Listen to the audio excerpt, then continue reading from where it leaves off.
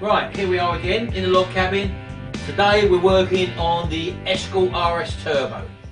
Right, we're just preparing the ancillary panels off of the car, and basically they're already primed. We're just literally going over them and rubbing them down where needed to be, and just adding little bits of filler where there's some pinholes and that.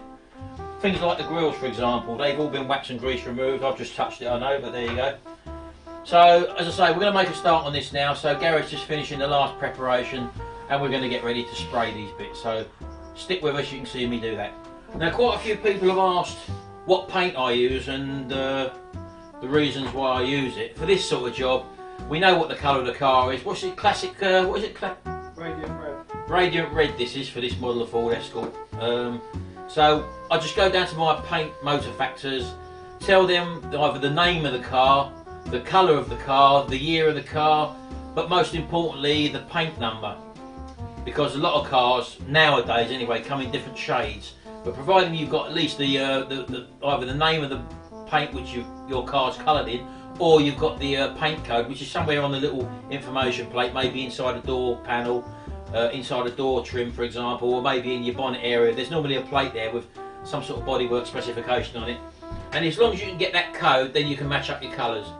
Now, as I say, we've had this mixed up. It's a water-based paint, and it comes 20% thinned as well. Again, it's a Lechler paint. I think it's H2O, is it? Oh, I can't remember. So when we get it, all we've got to basically do is put it in the spray gun, obviously through a strainer, and literally spray it on. So as I say, this is a water-based base coat, and that's what we basically use. Okay then, right, we're all ready to go. My gun's set at 28 psi, and we're full up with our paint. So we're going to just do this pretty quickly and see how we go.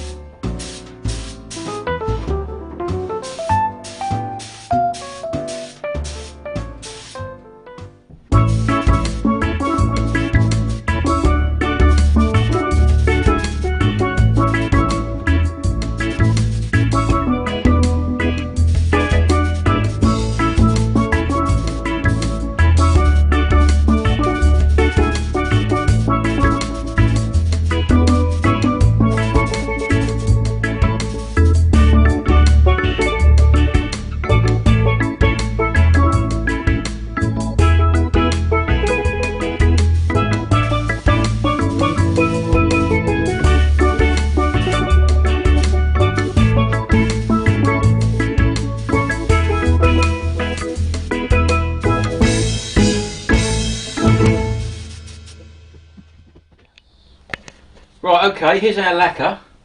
Again, it's a two-part lacquer, 2 parts lacquer, 1 part hardener.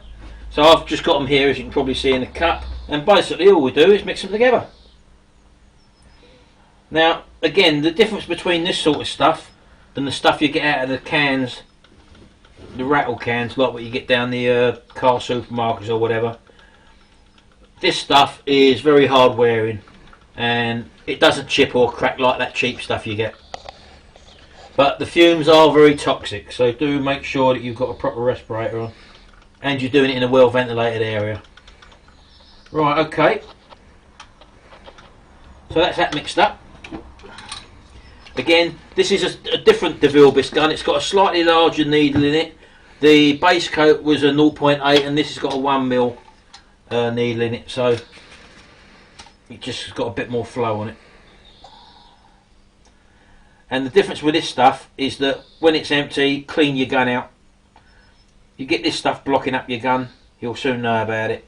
And bearing in mind, you're looking at here, I've got this is a couple of £100 gun.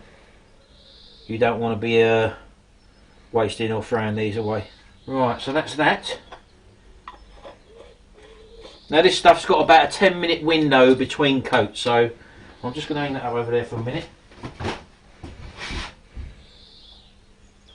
Like that, get my mask on. And here we go.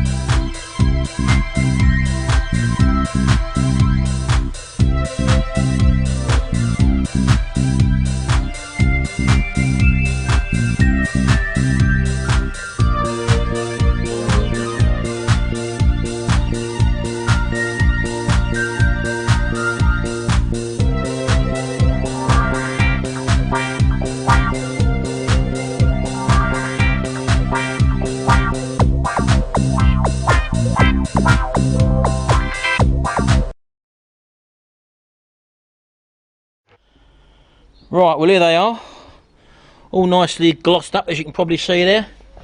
They don't look too bad. A little bit of dust in them, but I mean, you expect that. But all in all, it's not too bad a job. We've got a nice little gloss on that, so yeah, there we go. So we're going to let these dry now under the heat lamp. Yeah, not bad. So these little bits should go on once they've gone off, and that's just showing you that we've done a bit more to the Escort RS Turbo project. So again, we've still got work to do in the garden, as you know. The polytunnel, as you know, is up.